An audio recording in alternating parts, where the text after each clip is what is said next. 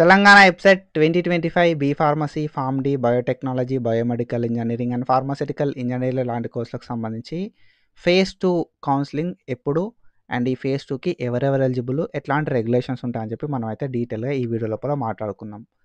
మీకు ఫేజ్ 2 గురించి complete idea రావడానికి నేను ఈ వీడియో లోపల కంప్లీట్గా డీటెయిల్ అని అయితే చెప్తా ఉంటా.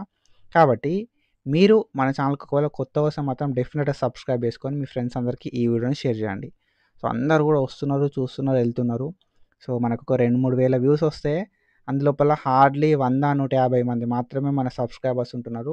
కాబట్టి మీరు సబ్స్క్రైబ్ చేసుకుంటేనే ఇట్లాంటి వీడియోస్ వస్తూ ఉంటాయి.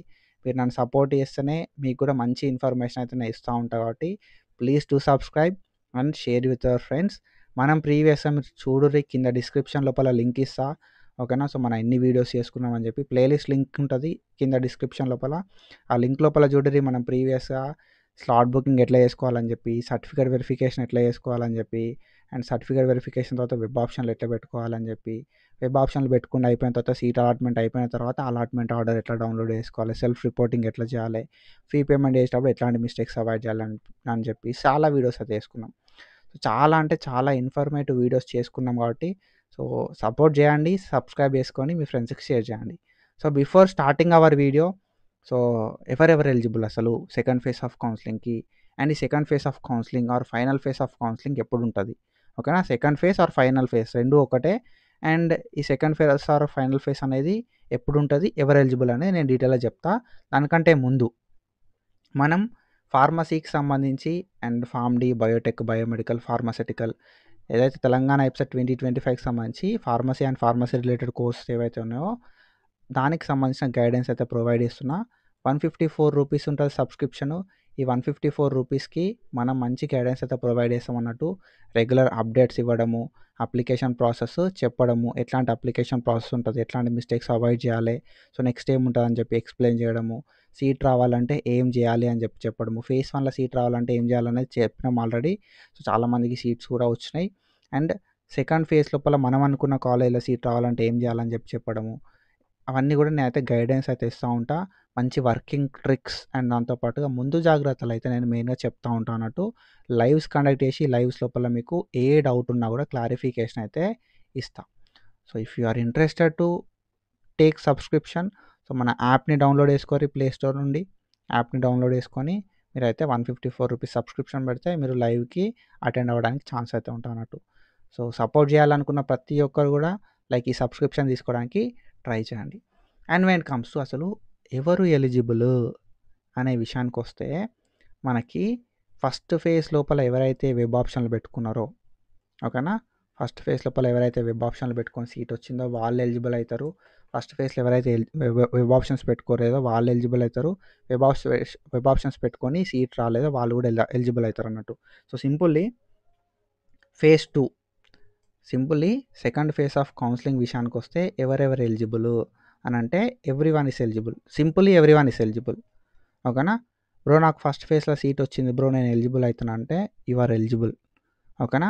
ఫస్ట్ ఫేజ్లో సీట్ వచ్చింది, నువ్వు సీట్ వచ్చి జాయిన్ అయినా కూడా ఎలిజిబుల్ అవుతావు, ఓకేనా. ఫస్ట్ ఫేజ్లో నాకు సీట్ వచ్చింది బ్రో, నేను జాయిన్ అయినా, బెటర్ ఆప్షన్కి ట్రై చేద్దాం అనుకున్నా అన్నప్పుడు నువ్వు సెకండ్ ఫేజ్కి ఎలిజిబుల్ అవుతావు. బ్రో నాకు ఫస్ట్ ఫేజ్లో సీట్ వచ్చింది, నేను జాయిన్ కాలేదు, అయినా కూడా నువ్వు ఎలిజిబుల్ అవుతావు అన్నట్టు. బ్రో నేను ఫస్ట్ ఫేజ్లో అసలు పార్టిసిపేట్ చేయలేదు అంటే యు ఆర్ ఎలిజిబుల్, ఓకేనా. అండ్ ఫస్ట్ ఫేజ్లో పార్టిసిపేట్ చేసిన వాళ్ళు ఎలిజిబులే, పార్టిసిపేట్ చేసి సీట్ వచ్చిన వాళ్ళు ఎలిజిబులే, పార్టిసిపేట్ వచ్చి సీట్ వచ్చి జాయిన్ అయిన వాళ్ళు ఎలిజిబులే, పార్టిసిపేట్ చేసి సీట్ వచ్చి జాయిన్ అయ్యి బెటర్ ఆప్షన్ కోసం ట్రై చేద్దాం అనుకున్న వాళ్ళు, పార్టిసిపేట్ చేసిన తర్వాత సీట్ వచ్చి జాయిన్ కానోళ్ళు, పార్టిసిపేట్ చెయ్యని వాళ్ళు, ఎవ్రీ వన్ అంటే ఎవ్రీ వన్ ఎలిజిబుల్.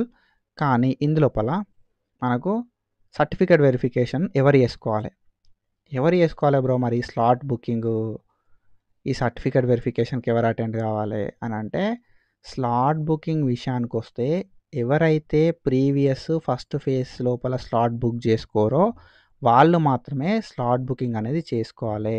మిగతా వాళ్ళు ఎవ్వరు కూడా స్లాట్ బుకింగ్ అనేది అవసరం లేదన్నట్టు. నువ్వు ఫేజ్ 1లో పార్టిసిపేట్ చేసినావు అని అంటే నీ స్లాట్ బుకింగ్ సర్టిఫికేట్ వెరిఫికేషన్ అయిపోయి ఉంటుంది, ఓకేనా. స్లాట్ బుకింగ్ అయిపోయి సర్టిఫికేట్ వెరిఫికేషన్ ఎవరైతే కంప్లీట్ చేసుకుంటారో వాళ్ళందరూ కూడా డైరెక్ట్లీ ఫేజ్ 2 లోపల వెబ్ ఆప్షన్స్ పెట్టుకోవచ్చు. ఓకేనా. సో స్లాట్ బుకింగ్ ఎవరు చేసుకోవాలి మరి అని అంటే ఫేజ్ 1లో ఎవరైతే పార్టిసిపేట్ చేయరో, ఓకేనా, ఫేజ్ 1లో ఎవరైతే పార్టిసిపేట్ చేయరో వాళ్ళు ఫేజ్ 2 లోపల స్లాట్ బుకింగ్ చేసుకోవాలి, సర్టిఫికేట్ వెరిఫికేషన్కి అటెండ్ అవ్వాల్సి ఉంటుంది అన్నట్టు. తర్వాత వెబ్ ఆప్షన్లు పెట్టుకోవాలి. మిగతా వాళ్ళందరూ కూడా ఫేజ్ 1లో స్లాట్ బుకింగ్ చేసుకున్న వాళ్ళైనా, ఓకేనా, ఫేజ్ 1లో స్లాట్ బుకింగ్ చేసుకున్న వాళ్ళైనా, ఫేజ్ 1లో స్లాట్ బుకింగ్ చేసుకున్న బ్రో నేను సర్టిఫికేట్ వెరిఫికేషన్కి వెళ్ళలేదంటే నువ్వు ఫేజ్ 2లో మళ్ళీ చేసుకోవాల్సి ఉంటుంది అన్నట్టు. ఓకేనా.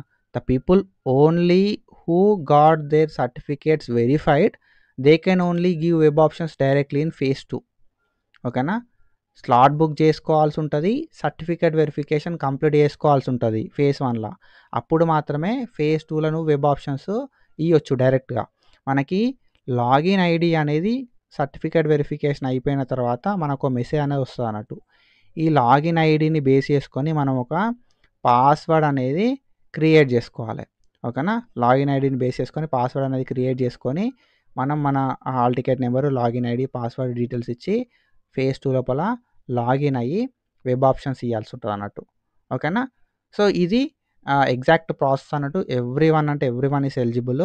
ఒకవేళ లైక్ నువ్వు పార్టిసిపేట్ చేయకపోయినా ఎలిజిబుల్ అవుతావు, పార్టిసిపేట్ సీట్ వచ్చినా ఎలిజిబుల్ అవుతావు, పార్టిసిపేట్ చేసి సీట్ రాకపోయినా ఎలిజిబుల్ అవుతావు, పార్టిసిపేట్ చేసి సీట్ వచ్చి పార్టిసిపేట్ చేసి సీట్ వచ్చి ఆ సీట్లో కన్ఫర్మ్ చేసుకున్న ఎలిజిబుల్ అవుతావు, పార్టిసిపేట్ చేసి సీట్ వచ్చిన తర్వాత కన్ఫర్మ్ చేసుకోకపోయినా కూడా ఎలిజిబుల్ అవుతావు అన్నట్టు. ఓకేనా. So every one is eligible. కాబట్టి మీ ఎలిజిబిలిటీ చూసుకొని పార్టిసిపేట్ చేయండి. ఓకేనా. అండ్ దెన్ నెక్స్ట్ మనకు final phase or second phase అనేది ఎప్పుడు ఉంటుంది. సో నేను సెకండ్ ఫేజ్ అని చెప్పిన. Second phase is nothing but final phase. Second phase final phase రెండు సేమే అన్నట్టు. సెకండ్ ఫేజ్ అంటే కన్ఫ్యూజ్ కాకూరి. So first phase second phase easy ఉంటుంది అని చెప్పి నేను అంటున్నా. Second phase and final phase both are same.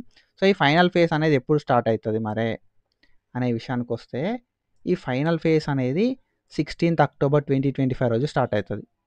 16th October 2025 రోజు ఈ ఫైనల్ ఫేజ్ అనేది మనకు స్టార్ట్ అవుతుంది అన్నట్టు. ఓకేనా. సో మనకి ఎప్పటిదాకా టైం ఉంది మరి ఫైనల్ ఫేజ్ లోపల అంటే ఫస్ట్ స్లాట్ బుకింగ్ ఉంటుంది బ్రో. స్లాట్ బుకింగ్ అనేది ఉంటుంది 16th October 2025 రోజు. స్లాట్ బుకింగ్ అయిపోయిన తర్వాత సర్టిఫికేట్ వెరిఫికేషన్ అయితే ఉంటుంది అన్నట్టు. ఎవరైతే ఆల్రెడీ స్లాట్ బుకింగ్ చేసుకుంటారో వాళ్ళందరికీ సర్టిఫికేట్ వెరిఫికేషన్ ఉంటుంది. ఫస్ట్ స్లాట్ బుకింగ్ కంప్లీట్ అయిపోయిన తర్వాత certificate verification. As I said earlier, మీరు ప్రీవియస్గా స్లాట్ బుకింగ్ చేసుకొని సర్టిఫికేట్ వెరిఫికేషన్ చేసుకుంటే you can directly go for web options. ఓకేనా. మీరు స్లాట్ బుకింగ్ చేసుకోకపోయినా, సర్టిఫికేట్ వెరిఫికేషన్ చేసుకోకపోయినా మీరు ఏం చేయాల్సి ఉంటుంది అంటే ఫస్ట్ స్లాట్ అనేది బుక్ చేసుకోవాలి, తర్వాత సర్టిఫికేట్ వెరిఫికేషన్ అయితే చేయాల్సి ఉంటుంది అన్నట్టు. స్లాట్ అనేది బుక్ చేసుకున్న తర్వాత సర్టిఫికేట్ వెరిఫికేషన్కి అటెండ్ అయ్యి వెబ్ ఆప్షన్లు పెట్టుకోవాలి. ప్రీవియస్గా ఫస్ట్ ఫేజ్ లోపల నువ్వు పార్టిసిపేట్ చేయకపోతే. ఇఫ్ యూ పార్టిసిపేటెడ్ ఎర్లియర్, నీకు ఆల్రెడీ లాగిన్ ఐడి అనేది ఉంటుంది.